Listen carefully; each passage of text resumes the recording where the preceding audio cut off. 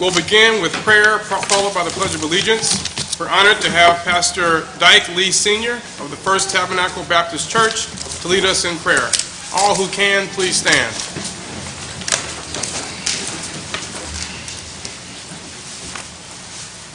Let us bow our heads. Gracious God, our Father, Lord, we thank you for your grace and your mercy and your love. Lord, we thank you that you allowed us to assemble once again. First of all, we give you honor, we give you all praise because you are worthy. Father, we pray right now a special blessing, a special anointing upon the council members, that you guide them with wisdom and knowledge, that you give them the unity, the clarity of mind, the articulation of heart, that they be receptive, Lord, to your will and to your ways. And we as a people, Father, give us the heart that we need as a city to continue to move your vision, your plan forward, that ultimately our people may be edified and that you may be glorified. We thank you, Father, for this chance. We thank you for this opportunity that you graced us with. In Jesus' name we pray. Amen. Amen. Pledge allegiance to the flag of the United States of America and to the republic for which it stands, one nation, under God, indivisible, with liberty and justice for all. I want to thank Pastor Lee for leading us in prayer, and certainly welcome all of you to our meeting, as well as those who are watching on Facebook Live, as well as via TV and radio. We certainly wish everyone a very reflective and thoughtful and happy Women's History Month for the month of March, and we salute our council women for their leadership and their service. It is also Disability Awareness Month, and we certainly always want to do our best to be conscientious of those in our community who have certain disabilities. Roll call, Madam Clerk. Councilwoman Atkins. Here. Councilman Brewer. Here. Councilwoman Brown. Present. Councilwoman Caldwell. Here. Councilman Godwin. Present. Councilman Lay. Here. Councilman Weatherspoon. Here. Councilman Williams. Here. And President Brown. Mr. President, there are 8 present, 1 absent. With 8 members present and 1 absent, we have a quorum to conduct the business of the Gary Common Council. Council members, before you are the minutes of the February 18th, 2020 Gary Common Council meeting. Is there a motion to accept said minutes? Mr. President, I move that the minutes from that previous meeting be adopted. Second. It's been moved and properly seconded. Any question or discussion? Seeing and hearing none, roll call, Madam Clerk. Councilwoman Atkins. Yes. Councilman Brewer. Yes. Councilwoman Brown. Yes. Councilwoman Caldwell. Yes. Councilman Lay. Yes. Councilman Weatherspoon. Yes. Councilman Williams. Yes. And President Godwin. Yes. Mr. President, the vote is 8-0. With a vote of 8-0, the minutes of the February 18th, 2020 Gary Common Council meeting are accepted. Assignment of council pending ordinances and resolutions on first reading. CPO 2020-15, an ordinance authorizing the city to make a temporary interfund loan to the Fire Pension Fund and Police Pension Fund, sponsored by Mayor Jerome A. Prince, City of Gary, Angela Hayes, City Controller. Finance. CPO 2020-16, an ordinance amending the budget for Lake County Fetal Infant Mortality Review Grant, sponsored by Mayor Jerome A. Prince, City of Gary, Angela Hayes, City Controller, Reese Radney, Northwest Healthy Start. Finance. Mr. President, ends assignment of pending ordinances and resolutions. Thank you, Madam Clerk. Mr. Reporting out. President, Councilwoman Brown is recognized. Finance Committee has reported CPO 2020-15. For the record, I approve this ordinance for reporting out to the council. Councilwoman Caldwell. Yes. And Councilman. Yes. Mr. President, a majority of the Finance Committee has approved CPO 2020-15 for reporting out to the council. Finance Committee has reported CPO 2020-16. For the record, I approve this ordinance for reporting out to the council. Councilwoman Caldwell. Yes. And Councilman Godwin. Yes. Mr. President, majority of the Finance Committee has approved CPO 2020-16 for reporting out to the council. Thank you. Mr. President, Councilwoman Brown? the Finance Committee would like to report out CPO 2020-15 and 2020-16. Thank you, Councilwoman. At this time, we will have our special and select. I will begin with Councilwoman Atkins Okay. has a presentation. Okay, if it's okay, I'll do the announcements first. Sure. And then do, okay. Thank you, President. Just a few announcements for 4th District. Our upcoming community forum will be on Thursday, March the 19th at 6 p.m. The location of this meeting will be at the YWCA, which is 150 West 15th Avenue. The special guests for the meetings will be Senator Eddie Melton, as well as our more recently instated Gary Health Commissioner, Dr. Roland Walker. So as President alluded to earlier in the meeting, a couple of awareness months. One that you missed, Mr. President, is actually Colon Cancer Awareness Month for the month of March as well. So during that meeting, Dr. Roland will be giving an overview in terms of this preventable cancer if early detected. So I hope that you guys can come out. And it's open to all residents. You don't have to be a 4th District resident only to attend. The planning for the Small Business Bazaar for the 4th District has started to take place. This event will be April the 4th. The location is pending. However, this is an opportunity to network within our community and also learn about the varying businesses that are viable within our own neighborhoods. So we are looking for sellers of services and or goods. If you are interested in participating in this event, please reach out to my administrative assistant, Ms. Karen Lane. Her contact number is 219-881-1315. And again, that is for all small businesses. If you have a seller of goods or services interested in participating in the Small Business Bazaar, which will take place April the 4th. Last, I want to give a congratulations to a West Side grad, Ms. Dana Evans. If you guys followed Dana when she was playing a couple of years ago in the area, Dana now is a junior at the University of Louisville. And recently she was named the ACC Conference Player of the Year. So I am a fellow Fisher kid. I played under Coach Fisher as well as Dana did. So we definitely want Dana to know that her city is proud of her, and we look forward to the future with her basketball skills. So now, if it's okay, I will do the Student of the Month. So as always, as we started this initiative in January, the purpose of it is to help engage the community, and then also to give our young people an opportunity to engage from a civic standpoint as well.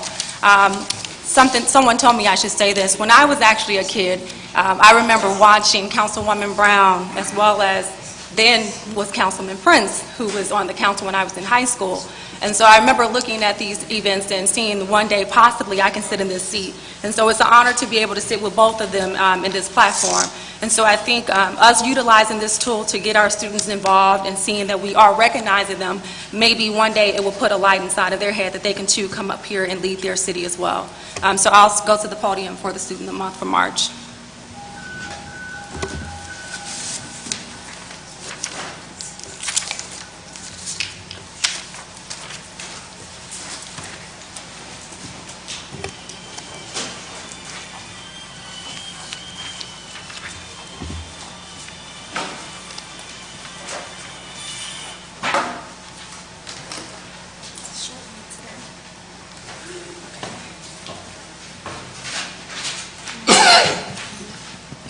So I always start off with thanking the women of the council, Councilwoman Mary Brown, as well as Councilwoman Linda Barnes-Cotwell for supporting this initiative and also donating to this cause. So this is a joint effort between us three.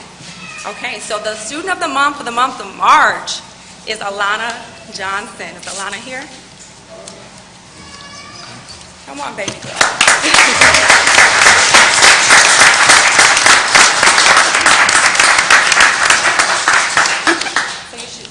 Stand here so the people can see you. So Alana is a second grader at Banneker Marquette. Her favorite color is purple. I definitely think that we might be... You can go get this to you. Let me finish the presentation. Thank you. Okay. So I definitely think that we might be looking at the next civil rights leader here, because her mom told me that she enjoys to read, specifically books about Dr. Martin Luther King.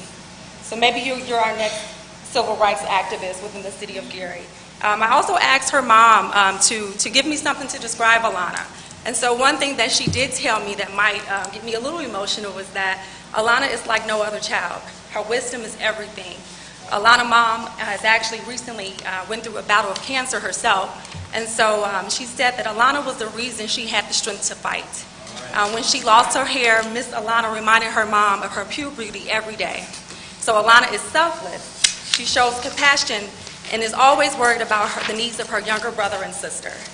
So Alana, I would like to present this award to you, and I want you to know that we are very proud of you and the work that you've done in your community and being a help to your mom, and we want you to keep up that work, and if there's anything that we can do to continue to help you prosper in your career as a student and further, you please make sure you reach out to us, okay?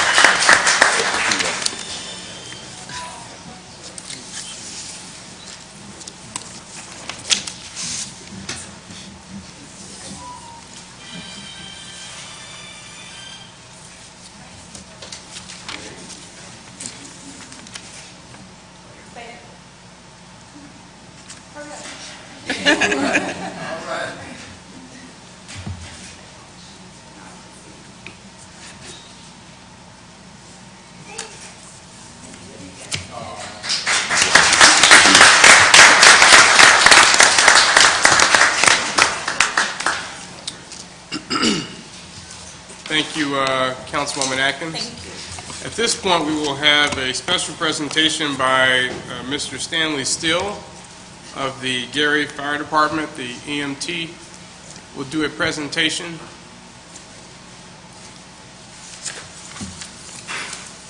Also want to recognize the Fire Chief, Chief Sean O'Donnell. Thank you for being here today.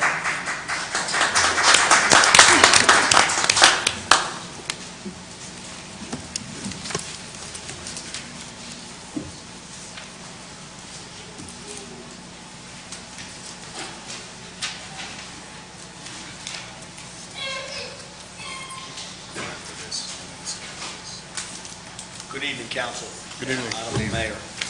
Stand here, some of our paramedics on the GFD. It's a pleasure to stand up here and introduce them tonight. I know they want to speak a few words, so I don't want to get into their time. But the EMS division is one of the 4 divisions in the fire department. It's a very busy division. It's my busiest division in the fire department. Like I said, I have 4. They show a lot of compassion and dedication on all the calls they handle for the citizens of Gary and those customers that pass through our city on a day-to-day basis. They average about 16,000 runs a year. That's a lot of calls that they're out there handling day in and day out. They get their fair share of abuse too from people. It's a real important job that we have. They're a big part of the department, as you know, and I just heard the sirens a minute ago going past here, so I'm thankful to have them. It's a pleasure to be able to introduce them tonight, and I'll let them say a few words what they'd like to do. Thank you. Thank you.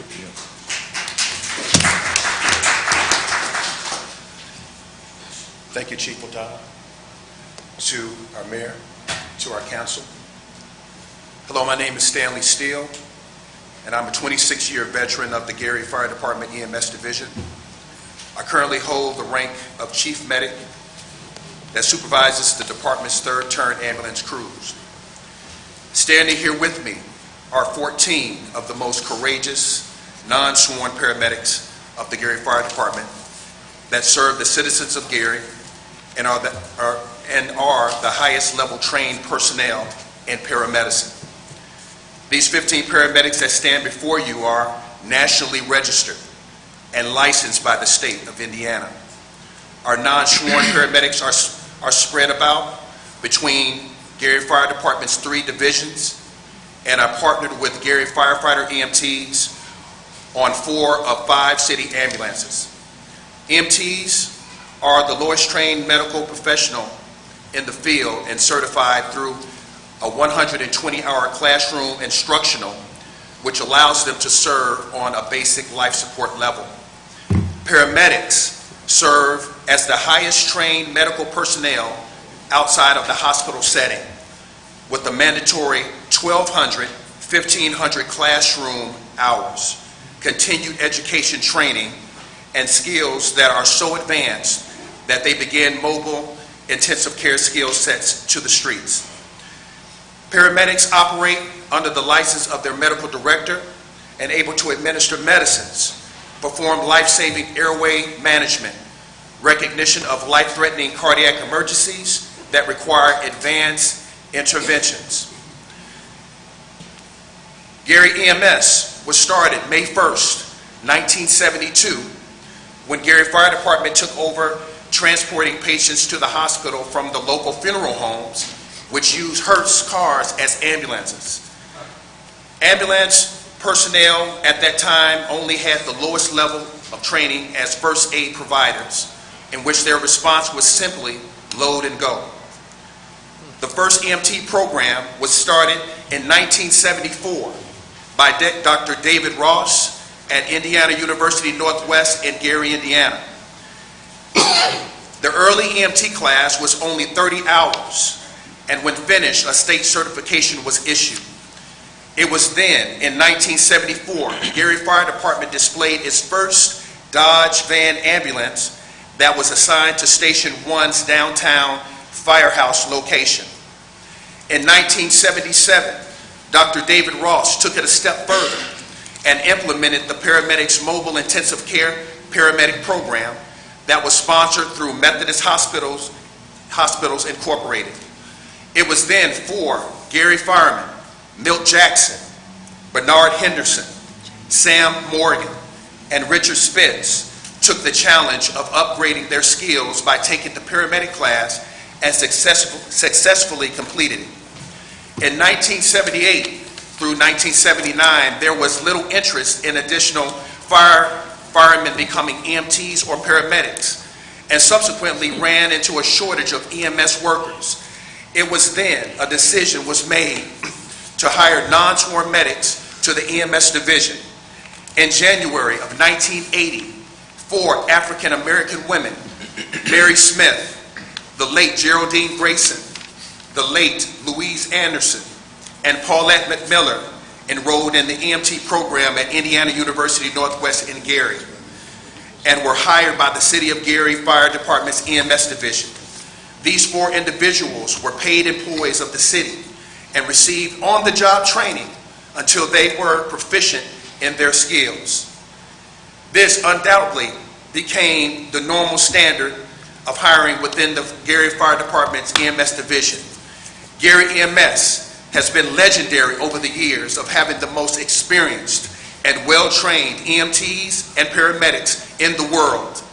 After receiving education, training, and experience in the city of the Gary EMS division, you can honestly go to any city within the United States and work under any circumstances that's faced. We are proud of Gary EMS division and its 48 years of existence, and we're prepared to carry on the legacy.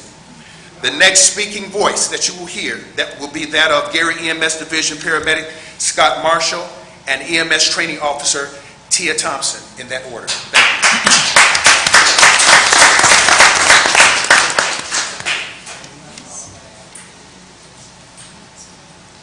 Hello, everyone, and good evening.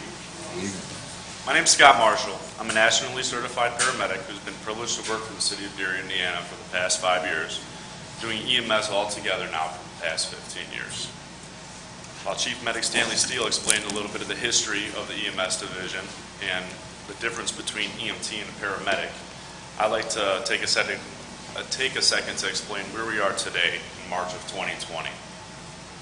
If you looked at all of Gary Fire Department's members, and there's approximately 183 total members of the Gary Fire Department today, you see there's 15 non-sworn paramedics working in the EMS division with approximately 168 firefighters. We, the 15 non-sworn paramedics, are some of the highest trained members of the Gary Fire Department today. We're trained to the highest standards in both emergency medicine in the pre-hospital setting, as well as fire suppression.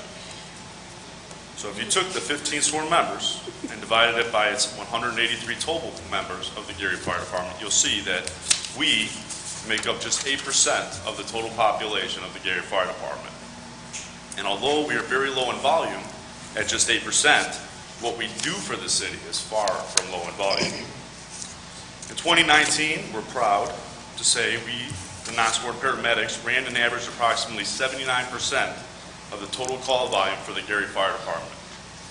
In January of 2020, we averaged approximately 76% of the total call volume for the Gary Fire Department. And if you compared us to cities such like Indianapolis or South Bend, you see we do a lot or far more with far less resources. So if you ask, can anybody just become a paramedic or firefighter? The answer is yes, to a certain degree, as long as you meet the qualifications and pass all the stringent testing. Anybody can be taught to be a firefighter or a paramedic, just like you can teach anybody to dribble or shoot a basketball. Just because you teach somebody to do something doesn't mean they're going to excel or be great at it. The individual or the person being taught needs to have a pride in what they're doing to succeed and to do well at it. The individual needs to be dedicated. The individual has to have perseverance and to practice to be perfect. Do you think Michael Jordan became the best basketball player just being taught to play the sport? Or do you think he was dedicated and took the pride in himself to be the very best at the sport? These certain qualities cannot be trained or taught. You can't train somebody to have integrity. You can't train somebody to have compassion. You can't train somebody to be empathetic. These qualities need to be instilled within someone.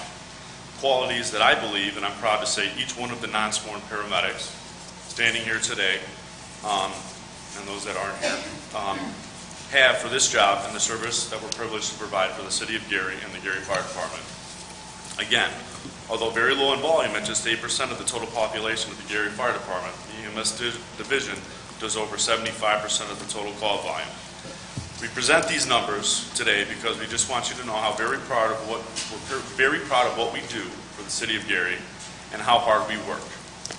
At this time, I'd like to introduce EMS Training Officer Tia Thompson.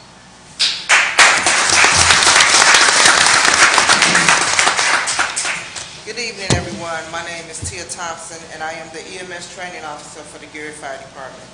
I have been employed here for 28 years.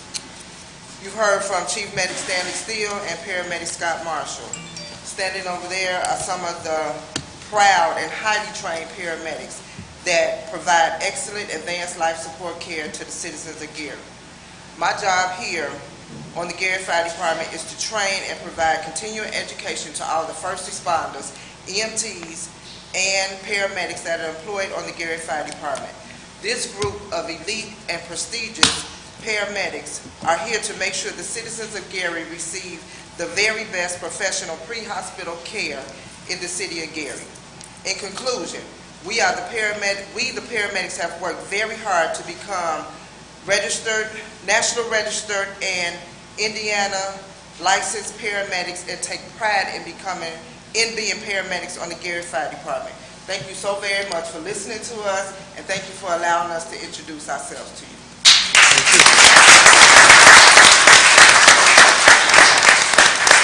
Certainly want to salute all of our men and women in uniform who work with and for the Gary Fire Department on all of our behalf. And so we thank you for your service and thank you for educating us about the work that you're doing in this community. Let's give them another round of applause.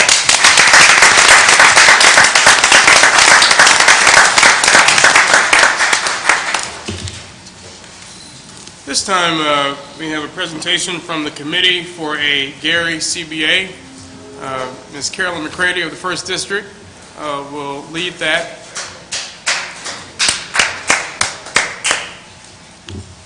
Good evening, everyone. Good evening, Council and Mayor Prince. And thank you very much for allowing us to have a few minutes of your time, Councilman.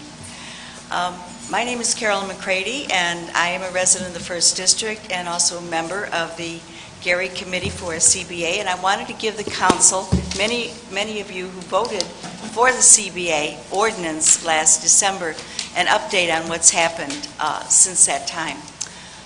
Several weeks ago, several members of our committee met with Mayor Prince and several members of his team to discuss the CBA ordinance as it stands now, and also the memorandum of understanding that was negotiated during Mayor Karen Freeman Wilson's term in office.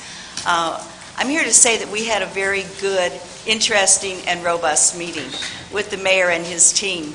And I just wanted to let you know that we look forward to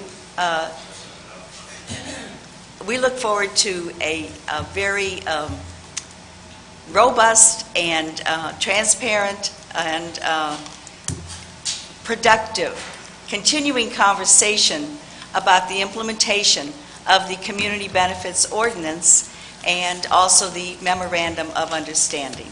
So right now, I'd like to introduce another member of my committee, Reverend Emmett Mosley. Thank you. Thank you, Council President, and to the Mayor. I would just like to say this. The casino project and all coming projects in the City of Gary are so important and vital to the people of this city. The only way that this community can be sustained is the fact that people have jobs. And we've been at negotiations over projects for many years here in the City of Gary, all over Northwest Indiana. And I could say that if it's in writing, then we need to adhere to it. The City of Gary has ordinances that talk about what should be pursued in terms of the amount of jobs, especially when it involves government money. It involves agreements that have been made with entities that are moving into this city. And the casino project is a large project. And I just encourage you to go by there. I'm not 5 minutes, I'm 3 minutes away. And I go by there on a regular basis. And the one thing that's missing is Gary residents. And like I said, I've been involved with many projects over the years. And if you do not monitor, not saying that contractors and entities are bad, but the bottom line is if you do not monitor those sites, then you will lose out. It'll be built, but your residents won't build it. There will be benefits, because there's going to be millions and millions of benefits. But it is so important that you don't take it lightly, that you don't let it slide and say they'll get it right. No, they got to get it right in the beginning. I only know one project that has met the guidelines of ordinances that the cities have done in Northwest Indiana, and that was the building of the Central High School in East Chicago, where 50% of the jobs went to East Chicago residents.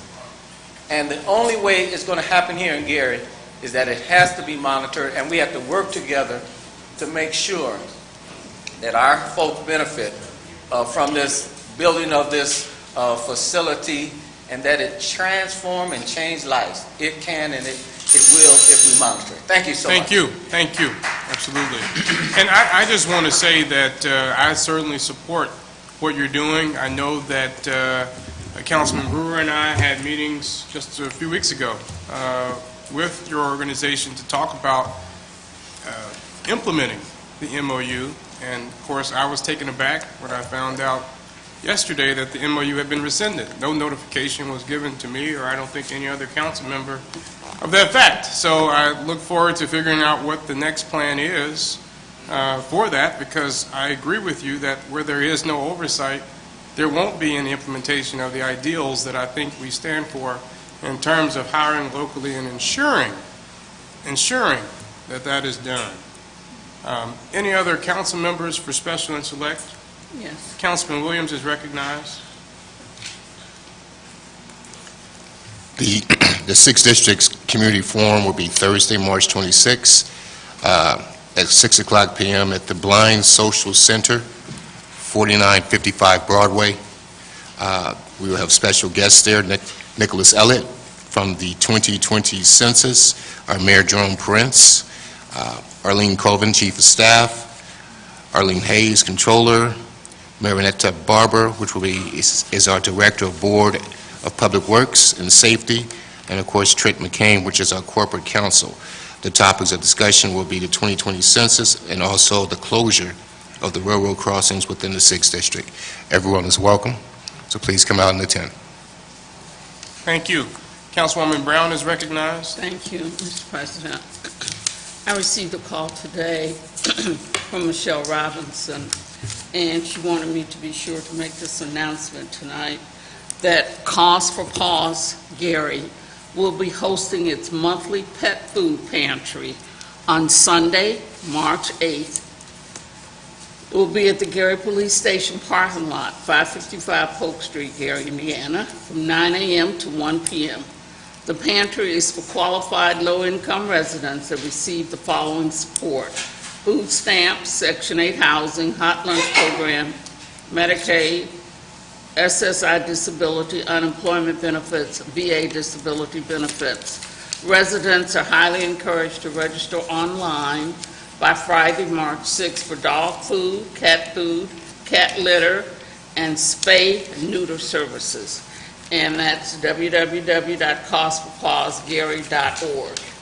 And the 3rd District Community Organization will hold our first community meeting for 2020 on Monday, March 9th at 5:30 p.m. It will be held at the New Fellowship Baptist Church Fellowship Hall, 1545 Waite Street.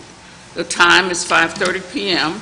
Our guest speakers will be our own 4th District Councilwoman Ty Atkins, and we will have representatives from the 2020 census. So please come out and join us. This will be our first community organization meeting that we've had since last year. So, as I said, this is a new location, so for those people who are expecting me to say Towson Pavilion, it's not going to be at Towson Pavilion. It will be at New Fellowship Baptist Church Fellowship Hall, 1545 Waite Street, and the time is 5:30 p.m. Thank you, Mr. President. Thank you. Did I say, you know, I'm sorry, I'm reading from this, and this is not correct. That's all right. It says New Fellowship, it should be New Friendship. Friendship. Okay, New Friendship Baptist Church, Fellowship Hall. I'm sorry. Thank you, Ty. Thank you. Councilwoman. Councilwoman Barnes Caldwell is recognized. Good evening. The 5th District will hold our first community forum Monday, March the 30th at 5:30 at the Community Health Net Center, 3503 Martin Luther King Drive. Our special guest will be Deputy Commander Tyrone Douglas of the Lake County Police Department. And we are having our meeting March the 30th because this starts the National Drug and Alcohol Facts Week. And so that will be our subject. All are invited, especially our teams. I'm looking forward to seeing you come out and get the shatter the myths about drugs and alcohol. Also, mark your calendar, Citywide Block Club Luncheon. All are welcome. Saturday, April the 18th at 11 o'clock. Lunch will be served at 11. Promptly at 11:30, the meeting starts. The location will be the Library and Culture Center, 220 West 5th Avenue, Gary, Indiana, in the community room. You can call the Urban League to RSVP 219-887-9621. Come to the meeting to socialize and register your block clubs. Thank you. Thank you. Mr. Councilwoman President, Atkins. just one more announcement I think we should make residents aware of. Gary Aviation Day. You're okay with me? So Gary Aviation Day is actually next Friday, March the 13th. So the information is actually listed on the Reimagine Facebook page. But it is Friday, March 13th from 9 a.m. to 1 p.m. at the Gary Chicago Airport. The event is free. You can register with the Eventbrite link, which you probably can find out by just searching Gary Aviation Day 2020, or you can call 312-883-6383. And it says During that particular time frame, the students will be able to do airport facilities tours, flight simulators. They'll get some information related to aerospace challenges, then also have an opportunity to speak to local colleges and employers about future STEM pathways, which I think is very important, and also find out about career opportunities as it relates to aviation and aerospace as a pathway for employment. So that is some good information to also let residents know about. Again, that is next Friday, March 13th, from 9 a.m. to 1 p.m. at the airport. Thank you, Mr. President. Thank you. Councilman Weatherspoon is recognized. Yeah, thank you, Mr. President. I just want to announce also that we will be having our second district community meeting. That will be on March 21st, Saturday, March 21st at 11 a.m. That meeting will be held at the Brunswick Community Center. Our special guest during that time period will be Ms. Ola Morris of the Urban League and, of course, over the Association of Block Clubs. In addition to that, we will also have representation there from the AARP. Also, second announcement I'd like to make also is that on March 30th, we will have our second meeting of the Arts, History, and Culture Committee. So again, if you all want to come on out, please do. Everyone's invited. Thank you. Thank you. Councilman Brewer is recognized. Thank you, Mr. President, and thank everyone for coming out this evening. I had a presentation that I wanted to have done tonight to speak for the coronavirus that's going around, and targeting the Gary Airport, because you all know we do have international flights that do come into the Gary Airport, but our director is not able to be here tonight. So what I would ask at the next council meeting, if we can have the director from the Gary Airport to be here, and also I say our health commissioner is here tonight, but if you can be here next council meeting and do a full presentation on the precautions that we need to take with the coronavirus. We see that this virus is continuing to expand in different cities, and deaths have been occurring locally, won't say locally here, but locally inside the United States. We want to be prepared as much as possible. We have our fine men and women of the fire department, paramedics that's here, and we thank you all for coming out, and we just appreciate everything that you continue to do inside our city. But, Mr. President, I want to go back to something you said earlier. You said something about it had been rescinded, the MOU had been rescinded back. Can you go into that, because I'm not aware of anything? Neither am I, other than it was rescinded, so I would turn to the rescinder. Mayor Prince, do you have any comments about that? No, sir. Okay, so no comments. Okay. So we'll talk offline, and we'll talk offline about the MOU also, too, to see where we're at with that. All right, thank you, Mr. President. Thank you. Any other members for special and select? Mr. President, Councilman Lay is recognized. because of the length, excuse me, because of the length of my questions around the State of the Union address, maybe I can do that when we get to the end. When the mayor speaks. Any other members for special and select? I will just say, again, the March 24th First District Community Meeting will be at St. Mary of the Lake. It will include a nonprofit vendor fair, so we're asking all the nonprofit organizations, especially within the First District, but organizations citywide who want to advertise what they do and to get new members. We want to kind of make sure we have intergenerational diversity and geographic diversity, and we have so many great nonprofits within the First District and beyond the First District. And so there will be an opportunity for folks to briefly describe their organization and set up a table. Of course, call the Common Council office to RSVP. Again, that is Tuesday, March 24th at 6:30 p.m. at St. Mary of the Lake. And while I'm talking about St. Mary of the Lake, I want to tip my hat off to them on a very well-run annual fish fry that they had last Friday. I know I was there, and Councilman Brewer came, and perhaps others, but it's also always a wonderful event in the community. Hundreds literally come, and it's a great fundraiser for one of our great communities of faith in the First District and in the city. Any others for special and select? One last. Councilman Brewer? I want to also thank the National Council of Negro Women Incorporated. They celebrate their 25th annual Heritage Gala just this past Saturday. It was an honor to be there with them also. You was there, Mr. President, also, but I want to recognize them also. Thank you. Absolutely, and I echo that. Seeing no one else for special and select, council pending ordinances and resolutions on third and final reading. CPO 2020-11, an ordinance of the Common Council of the City of Gary, Indiana, adopting the 2019 Lake County, Indiana Multi-Hazard Mitigation Plan Update, sponsored by Planning Commission. Councilman Brewer is recognized. Move for passage on third and final. It's been moved. Is there a second? Second. It's been moved and properly second. Overview. It be done by the chief of staff, I believe.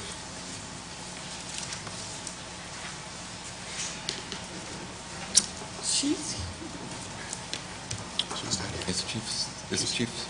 Okay.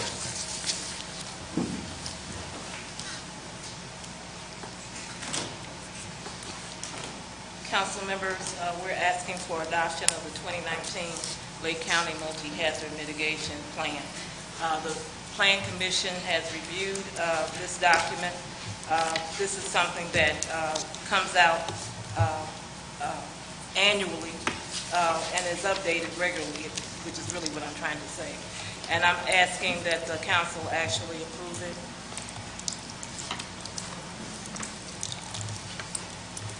Any other questions for Attorney Colvin? Mr. President, was there any major changes or anything made? Because I know we had continued this a couple of meetings there. So was there any changes or updates that we need to know about? As I understand, well, I don't believe that any were referred to the law department, so I'm not aware of any major changes. I believe there is going to need to be an amendment to change it from 11 to 15, 2020-15 in lieu of 2020-11. Is that correct? No, I'm not aware of that. I'm not sure. Council, I'm sorry, Corporation Council.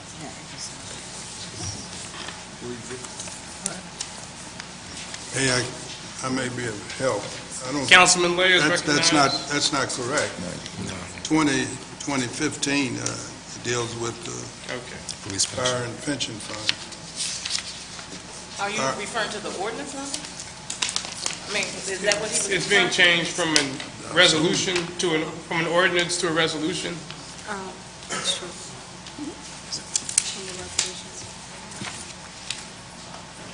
Are you aware of that? Okay, well, I guess what we will do is just proceed if we need to make corrections later. Okay. The chair of the committee, are you aware of this No. change? Okay. So, proceed. Any questions? Let's get clarification now. You were just saying there'll be an amendment to change this from resolution to ordinance? It seems like no one is aware of it. I'm just getting information, so there was a... And I would just, because I think we need to be clear on it before we go any further. Is there any time restriction on this at this time? There is a time, if your question is, can you delay it to get the information? Yes. Let me tell you, what I have here is that the law department seeks to amend this resolution on the floor at the next council meeting. It was changed from a resolution to an ordinance in error. We need this to go forward as a resolution instead. With that, I changed the ordinance number 2020-11 back to its original resolution number 2019-15. Let me know if there are any questions. This is from Attorney Jenkins. It will be CPR instead of CPR. So it would be, I'm just reading exactly what I have before me. So it would be CPR 2019-15. So we would need to do an amendment to change it, right? We haven't reassigned that number. CPR 2015, we haven't reassigned that. That was the old number to that. But it's still good. Yeah. Okay, so is there an amendment to change this matter from an ordinance that is CPO 2020-11 to a resolution that is CPR 2019-15? Or would it be 2020? 2020-15. So the original was 2019. Yes. So we'll be changing it to CPR 2019-15. Is there a motion to amend this matter as aforementioned? Point of order. Point of order is recognized. You already have council pending ordinance 2020-15. You can't change it to that. No, I thought it was changing from a resolution to an ordinance. From an ordinance to a resolution. Okay. Mr. President, Councilwoman Atkins is recognized. just as a member of the planning committee, I would want to make sure that we are clear in terms of, I knew when this resolution was first presented to us in January, it was presented as a resolution, and then it changed to this ordinance number that we have here. So I wouldn't feel comfortable until I understand the clarity in terms of when the switch happened and the reason for it being an ordinance now, then going back to a resolution. So I would recommend that we take that back to the committee just to make sure that it's clear, and then, if possible. I think the city council attorney wants to comment on the matter. Okay. Again, it was originally submitted as a resolution. It was correctly submitted then as a resolution. I don't know why it was sent as an ordinance. An ordinance is an instrument which has legal binding effect. That was never the intent of this. This was simply to say that we support what the county has already done. So the resolution is the proper format to bring this because it has no binary effect. There was no other reason. I think it was inadvertently changed to an ordinance by mistake.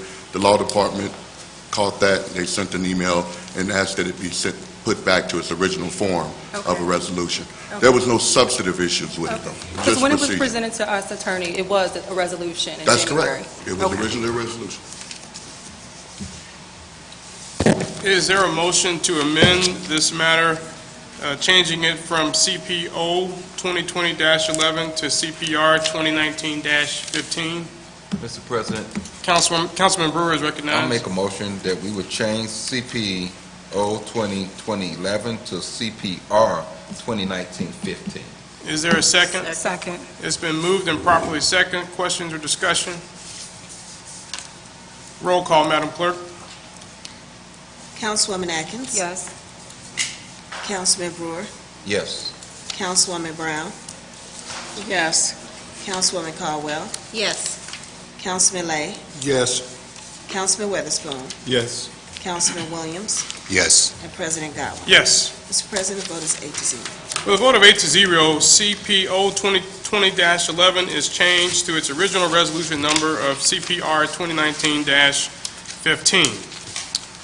Now I would ask, are there any questions or discussion about the resolution itself? Seeing and hearing none, roll call, Madam Clerk.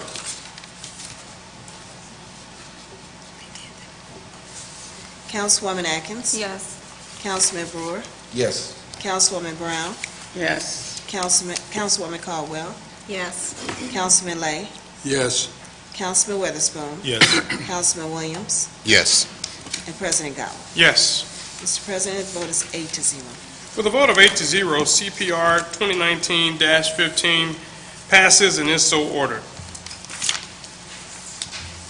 CPO 2020-12, an ordinance approving the reorganization and renaming of various executive departments of the City of Gary and amending salary and operating budgets in connection therewith, sponsored by Mayor Jerome Prince, City of Gary. Mr. President. Councilwoman Brown. I move the CPO 2020-12 be moved back to the Finance Committee. Second. It's been moved and properly seconded. Any questions or discussion? Seeing and hearing none, roll call, Madam Clerk. Councilman Brewer is I recognized. thought that I had seen where this was going to be pulled from the agenda. Did that change? That was 13. 13? Okay, I'm sorry, wrong number. Continue, please. Councilwoman Atkins? Yes. Councilman Brewer? Yes. Councilwoman Brown? Yes. Councilwoman Caldwell? Yes. Councilman Lay? Yes. Councilman Weatherspoon? Yes. Councilman Williams? Yes. And President Godwin. Yes. Mr. President, the vote is 8-0. With a vote of 8-0, CPO 2020-12 is referred back to committee. CPO 2020-13, an ordinance amending Chapter 2 regarding jurisdiction of the Gary City Courts, sponsored by Mayor Jerome Prince, City of Gary. Thank you. We have a memo from the Chief of Staff requesting that this ordinance be withdrawn from the agenda. Is there a motion to withdraw CPO 2020-13? Mr. President, Councilwoman Brown? I move the CPO 2020-13 be withdrawn. Second. It's been moved and properly seconded. Any questions or discussion? Seeing and hearing none, roll call, Madam Clerk. Councilwoman Atkins. Yes. Councilman Brewer. Yes. Councilwoman Brown. Yes. Councilwoman Caldwell. Yes. Councilman Lay. Yes. Councilman Weatherspoon. Yes. Councilman Williams. Yes. And President Godwin. Yes. Mr. President, vote is 8-0. With a vote of 8-0, CPO 2020-13 is withdrawn. CPO 2020-14, an ordinance appropriating 2020 budgets for the operating expenses of grants, donations, special revenue funds for the City of Gary for the fiscal year beginning January 1st, 2020, ending December 31st, 2020. Sponsored by Mayor Jerome A. Prince, City of Gary, Angela Hayes, City Controller. Councilwoman Brown is recognized. Mr. President, I move for passage of CPO 2020-2014 on third and final reading. Second. It's been moved and seconded. Questions or overview? Mr. President, I Councilwoman move to Brown? amend by substitution, CPO 2020-2014. Second. It's been moved and seconded. Overview.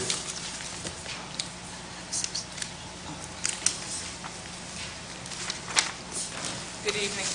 Good evening. CPO 2020-14 is an ordinance that establishes budgets for Fund 233, which is the Landfill Post-Closure Fund, Fund 271, which is a JPIT Landfill Management Fund, Fund 325, which is the Lake Michigan Coastal Program Fund, and Fund 845, which is the Green Urbanism Fund. All of these particular funds are funds that are used by the Department of Environmental Affairs and Green Urbanism.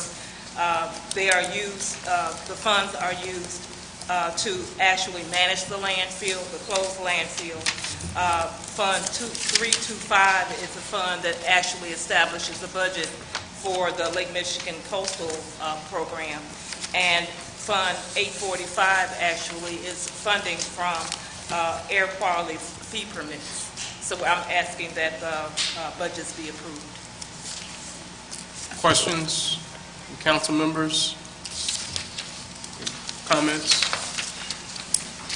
We now have our open for public portion, so is there someone who would like to speak on CPO 2020-14?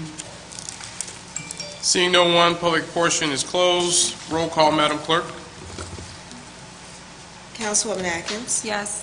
Councilman Brewer. Yes. Councilwoman Brown. Yes. Councilwoman Caldwell. Yes. Councilman Lay. Yes. Councilman Weatherspoon. Yes. Councilman Williams. Yes. And President Godwin. Yes. Mr. President, the vote is 8-0. With a vote of 8-0, CPO 2020-14 passes and is so ordered. Mr. President, ends pending ordinances and resolutions on third. Thank you, Madam Clerk. Council, pending ordinances and resolutions on second reading. CPO 2020-15, an ordinance authorizing the City of Gary to make temporary interfund loan to the Fire Pension Fund and Police Pension Fund, sponsored by Mayor Jerome A. Prince, City of Gary, Angela Hayes, City Controller. Mr. President. Councilwoman Brown. Mr. President, I move for passage of CPO 2020-15 on second reading, with the Finance Committee meeting on Tuesday, March 10th at 5:30 p.m. and a public hearing on March 17th. Second. It's been moved and properly seconded. Any questions? Seeing none, roll call, Madam Clerk. Councilwoman Atkins. Yes. Councilman Brewer. Yes. Councilwoman Brown. Yes. Councilwoman Caldwell. Yes. Councilman Lay. Yes. Councilman Weatherspoon. Yes. Councilman Williams. Yes. And President Godwin. Yes. Mr. President, the vote is 8-0. Councilwoman Brown, can you restate when that meeting will be? Yes, it will be Tuesday, March 10th. Is that not a good day? It may not be. A good day. I'm sorry, okay. All right, I need to change the date. Okay, no problem. We appreciate it. Sorry. All right.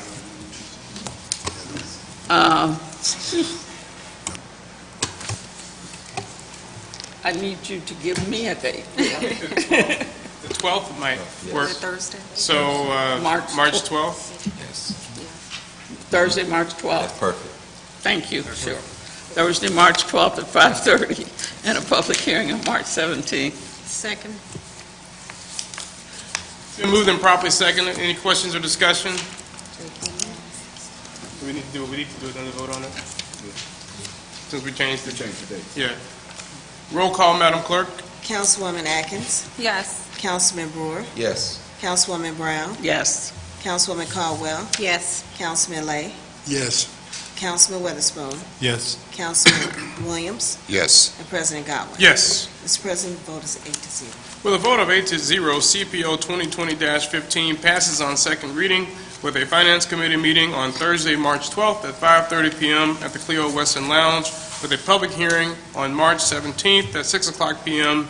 in City Hall. CPO 2020-16, an ordinance amending the budget for Lake County Fetal Infant Mortality Review Grant, sponsored by Mayor Jerome A. Prince, City of Gary, Angela Hayes, City Controller, Reese Radney, Northwest Healthy Start. Mr. President. Councilwoman Brown. I move for passage of CPO 2020-16 on second reading, Finance Committee meeting on Thursday, March 12th at 5:30 p.m. and a public hearing on March 17th. Second. It's been moved and properly seconded. Any questions or discussion? Seeing none, roll call, Madam Clerk. Councilwoman Atkins. Yes. Councilman Brewer. Yes. Councilwoman Brown. Yes. Councilwoman Caldwell. Yes. Councilman Lay. Yes. Councilman Weatherspoon. Yes. Councilman Williams. Yes. And President Godwin. Yes. Mr. President, the vote is 8-0. With a vote of 8-0, CPO 2020-16 passes on second reading with a Finance Committee meeting to be held on Thursday, March 12th at 5:30 p.m. in the Clio Western Lounge, with a public hearing on March 17th at 6 o'clock p.m. in the City Council chamber. Mr. President, ends pending ordinances and resolutions on second reading. Thank you, Madam Clerk. On January 7th, we approved our Gary Common Council committee assignments. That was amended on January 28th. We seek to make an additional amendment to that committee assignment list by making Councilwoman Brown a member of the Personnel Committee. Is there a motion to do the aforementioned? So moved. It's been moved. Is there a Second. second? It's been moved and properly seconded. Any questions or discussion? And I will be clear that we are talking about Councilwoman Mary Brown to be added to the Personnel Committee. Any other questions or discussion? Only thing I would add, the new sheet that we get, because there have been several changes, it would be dated with today's date, or, yes, with Right. today's date, so that way everyone would know we have a current sheet in front of them. Absolutely, because we now have three floating around. Yes. So, thank you, Councilman Brewer. Point well taken. Any other questions or discussion? Roll call, Madam Clerk. Councilwoman Atkins. Yes. Councilman Brewer. Yes. Councilwoman Brown. Yes. Councilwoman Caldwell. Yes. Councilman Lay. Yes. Councilman Weatherspoon. Yes. Councilman Williams. Yes. And President Godwin. Yes. Mr. President, the vote is 8-0. With a vote of 8-0, Councilwoman Mary Brown is added to the Gary Common Council Personnel Committee.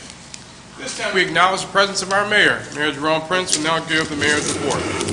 Thank you, Mr. Chair. Before I do, I would like Chief of Staff to make some brief comments on the 2020 census, please. Thank you, council members. I come to you now on behalf of the Gary Complete Count 2020 Census Committee. I'd like to encourage everyone to participate in the 2020 census. The public will begin receiving invitations to complete the census on March 12th. These invitations will go out nationwide on a staggered basis from March 12th through March 20th. The actual physical house-to-house count begins on March 29th, and Census Day itself is April 1st. You can complete the census online, by phone, or by mail. It's easy to do, and if you need any assistance, you can contact the Northwest Indiana Urban League and many other agencies that are working on this project. There are also a number of census events that will be taking place on Census Day, April 1st, as well as in between now and then, and anyone there can help you as well. You might ask, why is the census important? Census data is used to distribute federal funds in many instances, funds for transportation projects, housing, social services, and even economic development projects are distributed based on census data. Additionally, developers often use census data to determine the best locations to build and expand businesses. They need to know how many people live in the city to make their best business decisions. The Complete Count Committee encourages the citizens of Gary to complete the census forms and to return them, and I'll use our tagline, I count, you count, so be counted. Thank you. Thank you, Chief of Staff. Thank you, members of the council and members of the general public. This is the part of the meeting that we've all come to like. And so I'll start off saying that as a former member of the council, I certainly respect the processes. I understand them. And to that end, I appreciate the fact that the council wants to look at the restructuring ordinance a little bit closer. I certainly will be present, as well as the Chief of Staff and any members that this body deems necessary to be there to explain it. But I want to point out a couple of important or salient points, and that is, at the core of this reorganization plan that we submitted is this administration's attempt to deliver an efficient, effective, and accountable government. And to that end, we are committed to doing just that.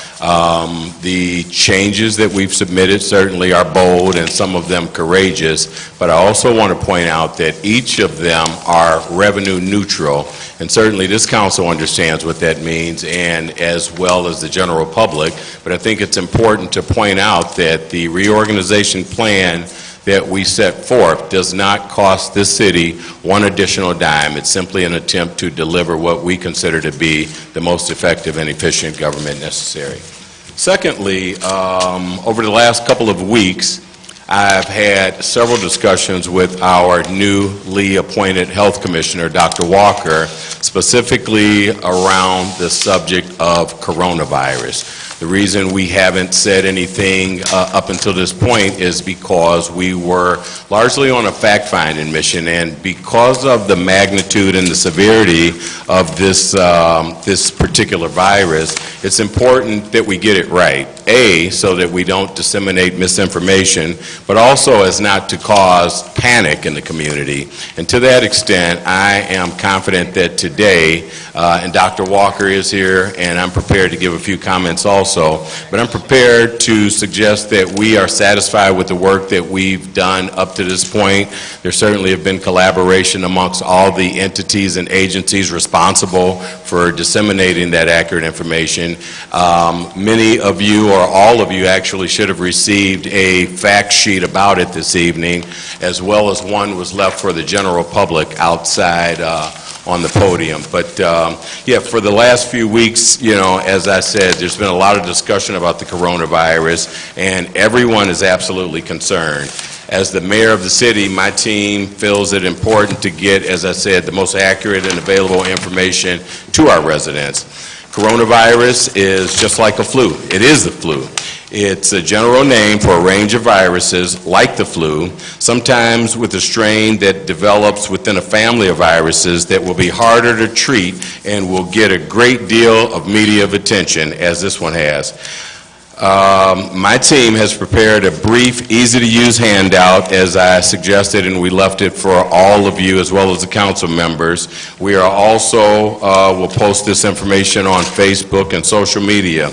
It's important to understand, and especially for the public to understand, that we are in constant contact with the health department, with our health commissioner, with Methodist Hospital, with the CDC, as well as the state, to make sure that we have the most up-to-date and accurate information in order to share that with the public. There is finally no way to predict if and how Gary will be affected with COVID-19. We have not had anyone to be tested in this area up to this point. The state of Indiana and the CDC will direct a lot of the processes in getting people tested. Also, we have an emergency preparedness team that we've assembled who is constantly in contact with the health commissioner, Methodist Hospital, as well as the CDC in order to, again, share the most accurate and up-to-date information. And if this council will, just for a moment, I've asked Dr. Walker to join us to share perhaps a little bit more specific information from a medical perspective. Thank you. Thank you. Dr. Walker of the 1st District, to be specific on that. Well, good evening, everybody, and thank you for having me here today. More than happy to answer a couple of questions. We could be here all night talking about this virus. But the important parts to share with you today is the simple things that we can do to make sure that we don't spread the virus, from person to person. One, understanding how it's transmitted, and to our understanding right now is close personal contact, water droplets. So when we say close personal contact, we're talking about 6 feet of contact for 1 to 2 minutes. Okay, so if you're in a room with somebody within 6 feet, 1 to 2 minutes, you can transfer the virus. Okay. Secondarily, simple things that we can do: washing our hands, soap and water, at least 20 seconds. Also, if you're going to use a hand sanitizer, should have at least 60% alcohol in it. Now, those are simple things we can do. Now, as I was driving down the street today, I saw multiple times, I saw people with masks. And really, the masks that you're saying are not protective, and in some ways can be more dangerous. So the mask, so the general public would not need to wear a mask. A mask would be given to either somebody who has the virus to prevent them from transmitting it, or also healthcare professionals caring for somebody with the virus or potentially having the virus.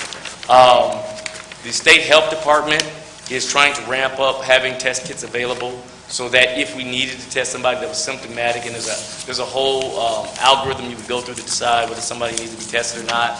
And most significantly is, have they had contact with somebody who has had the disease? Have they had foreign travel to some of those hot spots? We're familiar with South Korea, we're familiar with China, we're familiar with Italy. We've been fortunate enough so far where we have not had a positive in Gary, Indiana. We haven't had the test yet, and we've also been fortunate that as of yet we haven't had a positive in the state of Indiana. However, knowing that we are close to a center like Chicago, we know that we have some positives that are nearby, so we're being diligent in terms of making sure that we're ready for anything that can come our way. Thank you, Dr. Walker. Thank you, Mayor Prince. Questions for the mayor from council members? Councilman Lay is recognized. Yes, a little hoarse. Mayor, I'm going to speak to this State of the Union because I previously asked you about it. I received a communication, maybe a couple of, maybe over a week ago, from your Director of Communication. It appears, and this is not that important, but I need to bring it up though. He appears to have redesigned the letterhead of the city. As a matter of fact, his name is the largest thing on this document. You have to read it very carefully to see that it's the Department of Communication. It also was sent to the council, which is somewhat confusing because I'm going to paraphrase. It's asking for $5,000 as a sponsor and $1,000 as a sponsor. I got a call from a council member that had been on the council for some time and asked me what did it mean. I felt it was sent to us by mistake. I believe I can speak for the whole council. We're not about to buy a table for $5,000 or $1,000. What I did was to call the chief of staff, and she indicated verbally that a table would be made available for the council at the fair on the 27th. We have never received anything in writing. I didn't ask you to give me anything in writing either. But it seems to me it's a breach of protocol to send the council a document like this. But let me tell you what I find most disturbing. If you go to what I'm going to call the flyer, and you look at the very bottom paragraph, or right, it says checks must be payable to the City of Gary, State of the City, mail check to the City of Gary Communication Department, 401 Broadway, Suite 102. Now, I'm not sure who these checks belong to, but if they're made out to the City of Gary, I don't understand why they're not sent to the Comptroller's office. Why would be sent to the Communication Department? I doubt very seriously if anybody in that department is bonded. I would hope that the City Comptroller is bonded. That I do not understand, but if the check is made to the City of Gary, it would have to come there. Now, maybe there's a special account, the state of the city, that it would go into. But I'm assuming you didn't draw this up, Mayor, but that makes no sense to redirect large sums of money to the Communication Department. I don't understand what's accomplished by that. And I guess my question goes, whose money is this? Is this the City of Gary's money? So there was one question there, Councilman. I've been two, but... Right, thank you. You expressed that concern from the very onset, and let me just say that that isn't the official notification that's gone out, and to your latter point, it's sponsored by the City of Gary. All proceeds will go into the mayor's donation account. We won't receive anything, and certainly the Director of Communication won't either. So please accept my apologies for the communication that you received, but please know also that, as I stated, that's not the official notification. So it will not go to this communication? No, sir. Oh, okay. That answers. And do we, the council get to table? Yes, sir, of course. If you want us to be there. No, absolutely. Thank you, sir. Well, I think just following up on Councilman Lay's point, there was discussion at the last meeting about the statutory requirements around the state of the city, and I think Councilman Lay and Attorney Williams spoke to that, and I don't know whether it will run in part as a special meeting of the council, or do we need to schedule a special session of the council perhaps before the first meeting in April to do that. I think it was suggested that we should actually open it up as a council meeting by statute, but I don't know where that stands. Well, Councilman Lay is recognized. That won't work. That is the mayor's State of the Union. Let him proceed with that. What we need to do is simply establish a date and a time that's agreeable, give him date and time, and he comes to the council. Okay. And you need to inquire how much time is needed. Let's assume it's an hour or less. He could do it ahead of a council meeting. We could just simply start the council meeting at 5 and let him do it. That was what my suggestion, we do two things. Gotcha, I misunderstood that. Yeah, not try to combine them, not try to combine. Mr. President? Councilman Brewer? I believe we hit this one point with me sitting here with Mayor Karen Wilson, where it was a charge and the public was not invited to be there, and all of us was there as council members. And I believe we came with a compromise where at a certain point after the dinner, it's still a charge, but at a certain point before the mayor gave her presentation at the time, it was open up to the general public. But the fee was still in place where the ones that came to the dinner part still had to pay the fees. But at a certain point before the mayor got ready to give the formal address, it was open up to the public. So I don't know if that one, because it's kind of redundant, you know, if we're all there and then he's giving it back again to us. But I know it's a matter of giving it to the general public, what Mr. Lay is talking about. Well, the public is going to get it. I think they're going to stream it. That's not the issue here. I'm trying to follow the statute, Indiana 36-4-5-3, in fact, said it's delivered to the legislative body. So, again, let it be redundant. We, in fact, may have questions. Who knows? but let it come here. I doubt that any mayor, going back to Mayor Hatcher, I don't know anything about anyone prior to him, has ever come to the council and followed the statute. And I just thought we would suggest it this time. I don't think there's any sanctions if you don't follow the statute, but I thought we would suggest it. And that way, future mayors will at least attempt to follow the statute. That's all. Mr. Chair. Mayor Prince? So, Mr. Chair, I definitely appreciate all the concern of this body, but I assure you that State of City will be done in full accordance with the law, and to that extent, we will absolutely have a portion where the general public is allowed to participate as well. Thank you. Thank you. I would just say, I think to Councilman Lay's point and to the City Council attorney's, I believe his review of the statute at our last meeting, that what we might invite the mayor to do in order to fulfill the statutory requirements that Councilman Lay raises is to offer the state of the city to the City Council, maybe, if he wants to, at the April 7th meeting, perhaps at 5 o'clock, and then we will have that as a special meeting of the council, and then roll into the 6 o'clock meeting. I'm just putting that out there. I don't know whether that works with your schedule or that's something you desire to do, but the statutory question has been raised, and so perhaps there will be an opportunity to do that on April 7th. I'll confer with the Chief of Staff and the Mayor after. Mr. Chair. Mayor Prince is recognized. So again, I guess I'll reiterate the response that the state of the city will be done in full accordance with the law, and this council will absolutely, as well as the general public, have an opportunity to participate. Thank you. Thank you. All right. Any other questions or discussion from members of the council? I have a question about this MOU, and I know it's kind of time is of the essence in that construction is happening right now. I was a little taken aback when I was told by some, I think, disconcerted citizens that it had been rescinded. I had not been informed of that, and I know that both myself and Councilman Brewer have been meeting with this group starting last year, talking about these matters.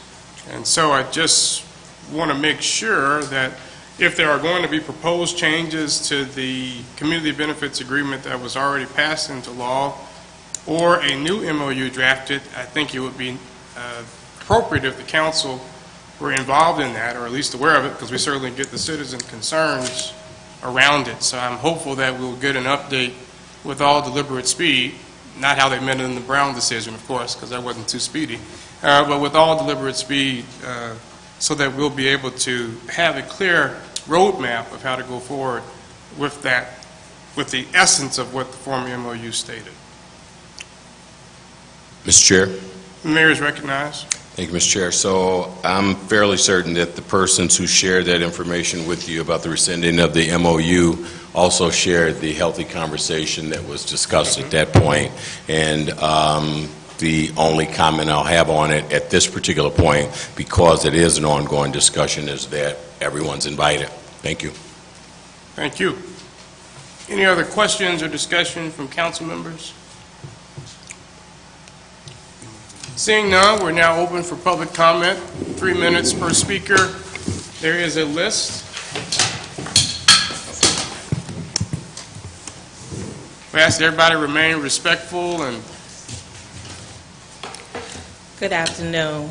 On the list, we have 6 individuals who would like to speak before the council, and I just want to remind everyone that you each have 3 minutes.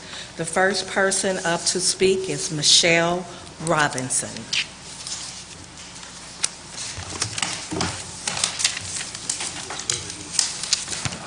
Good evening, Council, Mayor. Again, my name is Michelle Robinson. I am the proprietor of Clean Paws Mobile Grooming Salon, and I'm also the founder of Cause for Paws Gary, a 501c3 nonprofit animal welfare organization. Thank you, Ms. Brown, for making the announcement about the upcoming pet food pantry on Sunday, March 8th, from 9 to 1 at the Gary Police Station. We will be available to assign residents up that are qualified low income for spay-neuter services. And why is that important? At this time of the year, in March, you're now seeing an explosion of dogs and cats in the city. You're seeing packs of dogs running the city, loose in the community because people haven't gotten their dogs spayed or neutered for one or two reasons. One, they don't understand why spay and neuter is important.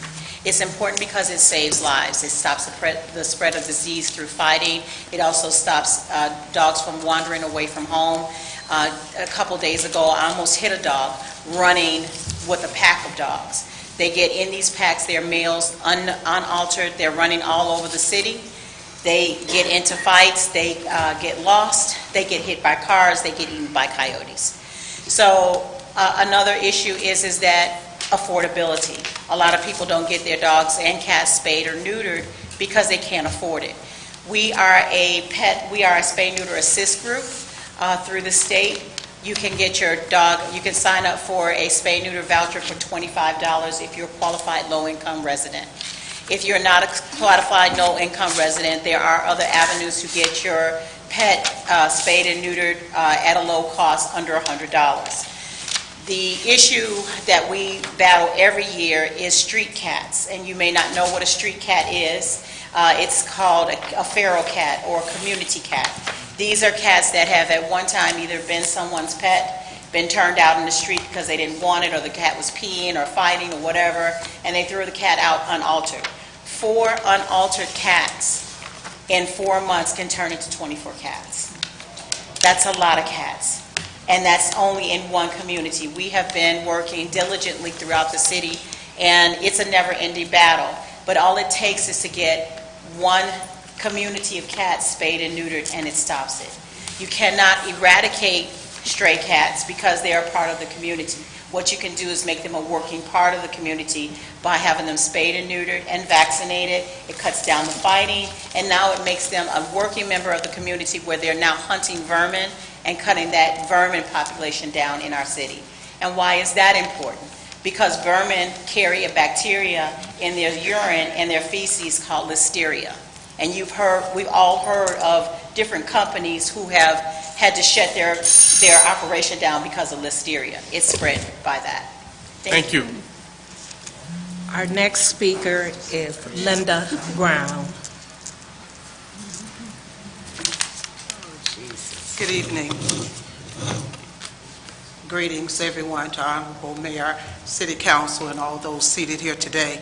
Initially, I was going to hit on one particular topic, but I'll reach out. I'm just hopeful that we continue the legacy of reimagining Gary and holding department heads accountable.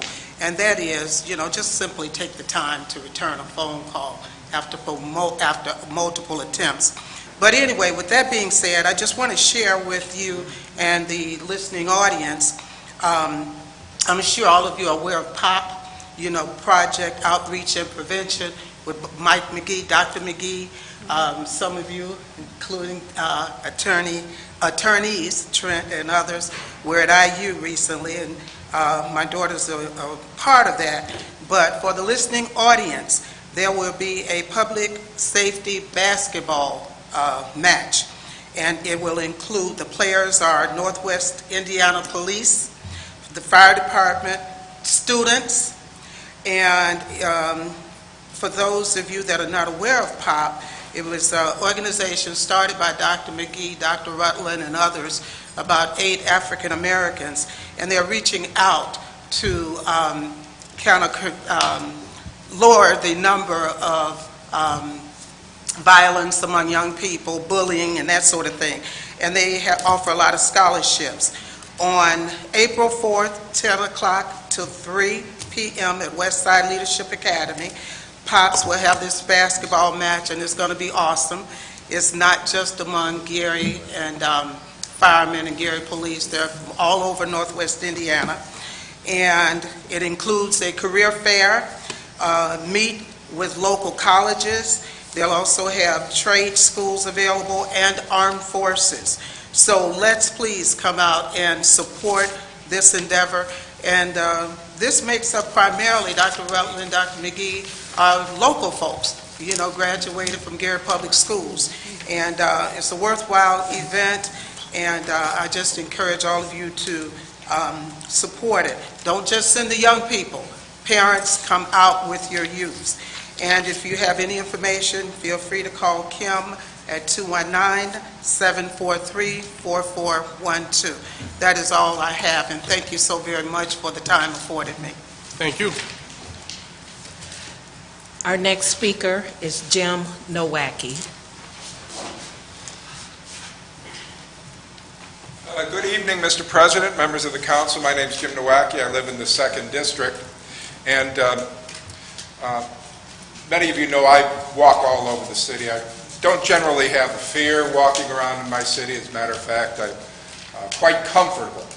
But I'm always a little apprehensive when I'm at the intersection of Broadway and 5th Avenue and Broadway and 4th Avenue. And the reason for that is because the very dangerous traffic on those intersections. You will not find a downtown area with a high-speed, one-way traffic right-of-ways right in the downtown areas. You will not find that in any city. And we know earlier this year there was a horrible accident.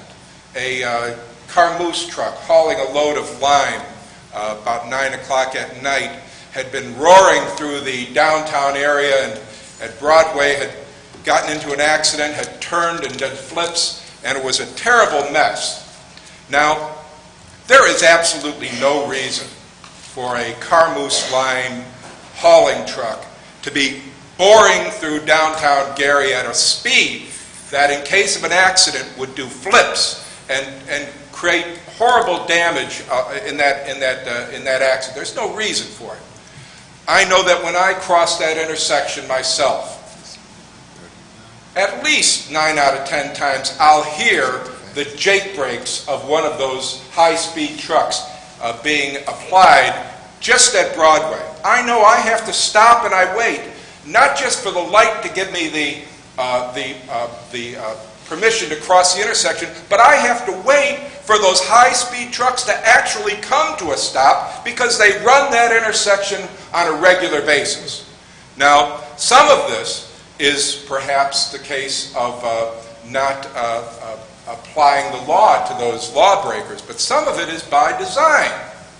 We've designed a downtown area that is impossible to develop commercially. Impossible. And the state did it deliberately. The state put the signage, put all the traffic control, did it in a way that absolutely prevents our city from developing and encouraging business in our downtown area. I do not want to see another accident at Broadway, at 5th Avenue. Perhaps I'm hoping against the facts, but I know that if we want to see downtown change, we're going to have to do something about that traffic pattern. We're going to have to make sure the state converts those streets back to two-way traffic, and I would also like to see enforcement, particularly for these high-speed, very dangerous trucks that are creating this nuisance. Thank you. Thank you. Jason Breeze. Okay. Our next speaker is Jerry Lockhart. Okay. Our next speaker, last speaker, will be Michaela Spangelberg.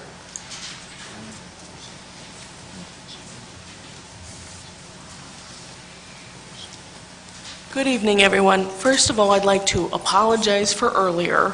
When I'm under a lot of stress, I happen to become particularly obtuse, and after a 3-hour ordeal with one of my cars trying to get here, I just was not thinking in that moment. I've already apologized to the young lady, and I apologize to you as well, Councilmember Atkins, and to everybody.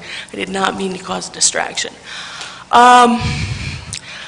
I am very encouraged to hear so much talk about accountability, particularly as Mr. Mosley pointed out earlier, having people be accountable and parts of the government be accountable is very important, for keeping everyone honest. We need checks and balances. And an integral part of that is transparency. And that's despite,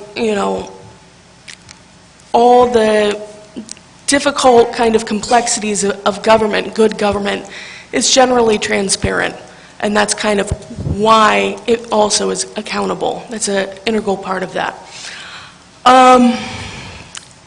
In terms of, I've spoken before about the need for an independent civilian review board regarding the police. It's still a desperate need. It's still not an addressed need, and there's still a great demand and a great need for it. And I think in every area of our government, we need increased transparency and increased accountability to the community. We've had a lot of chaos lately regarding our education system here in Gary. And now we've suddenly been saddled with another emergency manager after the last emergency manager said that he was in it for the long haul and he wasn't going to leave. Not that everyone's terribly sad to see him go, but, replacing, one system that's not working or one individual that's not working with another individual that seems unlikely to work within the same system is not encouraging. The history of MGT hiring people who are coming off of, apparently being fired or resigning and then suing regarding losing their job, or people who aren't qualified and then paying them large sums of money, cutting out the things that we actually need, like schools and facilities and repairs and academics, and focusing all the money over and not paying down any of the interest on the loans, adding to the principals of the loans. This is the kind of thing that we're seeing routinely. And if we can't coordinate between the community and the government and all our layers of government around what we need to do with education, this is never going to change and it's just going to get worse. Thank you. Thank you. That concludes. I did have two requests that I omitted. I see Attorney Colvin is there. There's two things I'd like. One, if possible, I know this may take a little time, if each district council person could have a breakdown of the registered businesses in their district, I think that would be very helpful for a lot of us. I know some of us want to kind of get our business community more engaged, so if they could break down that data by district or even roughly, I know it's probably a little complicated with the various zip codes and so forth. I would personally like that, and when you get a chance, we would appreciate that. And secondly, I'd like to request that the Director of Human Resources notify the council by the next council meeting of any employee who is not in compliance with the residency ordinance passed by this body. Did you get that, Attorney Colvin? All right. Thank you very much. Is there a motion to adjourn? So move, Mr. Chair. It's been moved. We stand adjourned. It's a wrap. Mayor.